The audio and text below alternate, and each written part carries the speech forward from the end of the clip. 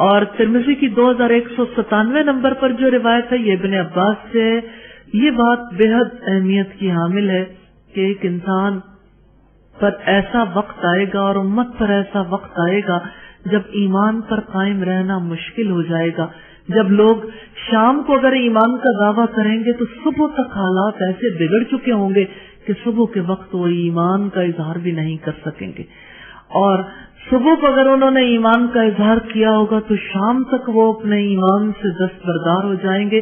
ایک تو حالات و واقعات کی وجہ سے، اور دوسری طرف یہ کہ اپنے اعمال کی وجہ سے کہ اعمال میں اتنی تیزی سے تبدیلی آئے گی کہ انسان کو ایمان کی پرواہ نہیں رہ جائے گی، اور مومن جو ہے وہ ایمان کے ہوتے ہوئے کفر کے طرز عمل کو ترجیح دیں گے. اللہ تعالی ہمیں ہر طرح کے فتنوں سے اپنی پناہ میں رکھے. یہاں دوسری بات جو امپورٹنٹ ہے، لوگ دنیا کے سامان کی خاطر دین کو فروخت کر دیں گے. تو دنیا کا سامان کیا ہے؟ وہ جو مال ہے، ہاتھ کی میل ہے، وہ سب کچھ جو دنیا میں ہے جس میں بڑی رونق اور بڑی دل فریبی محسوس ہوتی ہے. عارضی دنیا کا سامان وہ جو انسان کے ہاتھ سے چھوٹ جانے والا، اس کی قدر و قیمت انسانی دلوں کے اندر بڑھ جائے گی اور دین کی قدر و قیمت کم ہو جائے گی. حضرت موسیٰ سے روایت ہے، رسول اللہ نے ارشاد فرمایا، تم لوگوں کے سامنے فتنے برپا ہونے والے ہیں جس طرح اندھیری رات کے اندھیرے ٹکڑے. ان فتنوں میں انسان صبح کو مومن ہوگا تو شام کو کافر، اور شام کے وقت مومن ہوگا تو صبح کو کافر ہوگا. یہ حدیث بہت امپورٹنٹ ہے.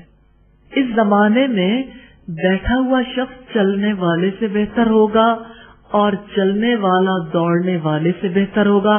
صحابہ کرام نے عرض کیا، یا رسول اللہ، آپ ہم لوگوں کو ایسے وقت کے لیے کیا حکم دیتے ہیں؟ آپ نے فرمایا، تم لوگ اپنے گھروں میں ٹاٹ بن جانا، یعنی چھپے رہنا، یعنی اپنے آپ کو ان فتنوں سے بچا کے رکھنا، انوالو نہ ہونا. جتنا بچا کے رکھو گے اتنا ہی آپ کے لیے بھلا ہے. ابو داؤد کی روایت ہے 4262. اس میں 2-3 باتیں ہیں کہ اس فتنے کے زمانے میں جو بیٹھ جائے گا وہ چلنے والے سے بہتر ہے، یعنی فتنے کے ساتھ چلنے والے سے، اور جو چلنے والا ہے وہ دوڑنے والے سے بہتر ہے. مناسب یہی ہوگا آپ کے لیے کہ ایسے دور میں اپنے گھروں میں چھپ جائیں. اور انہی فتنوں کے بارے میں آپ صلی اللہ علیہ وسلم نے فرمایا کہ یہ فتنے سمندر کی موجوں کی طرح اٹھیں گے. سمندر کی موجیں نارمل بھی ہوتی ہیں اور سونامی کی طرح بھی ہوتی ہیں، جو اپنے آگے آنے والی ہر چیز کو بہا کر لے جاتی. آپ نے تھوڑا سا پہلے آنے والی سونامی کو مختلف چینلز پر آبزرو کیا ہوگا، اس کی ڈاکومنٹریز بھی ریلیز ہوئی. سونامی میں آپ نے دیکھا ہوگا ایک موج آتی ہے اور ہر چیز کو یوں لے جاتی ہے جیسے اس چیز کی کوئی قدر و قیمت ویلیو ہی نہ ہو.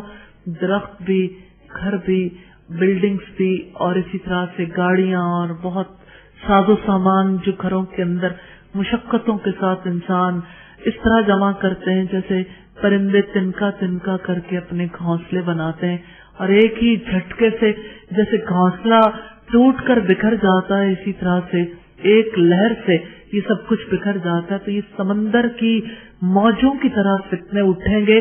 فتنے روکے نہیں جا سکیں گے. جیسے گرم لو ہوتی ہے باد سموم ہر چیز کو جھلسا کے رکھ دیتی ہے، ایسے ہی ان فتنوں کی لپیٹ میں جو بھی آئے گا جھلس کر رہ جائے گا.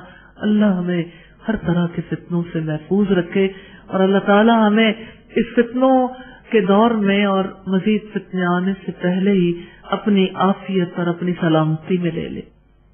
دنیا میں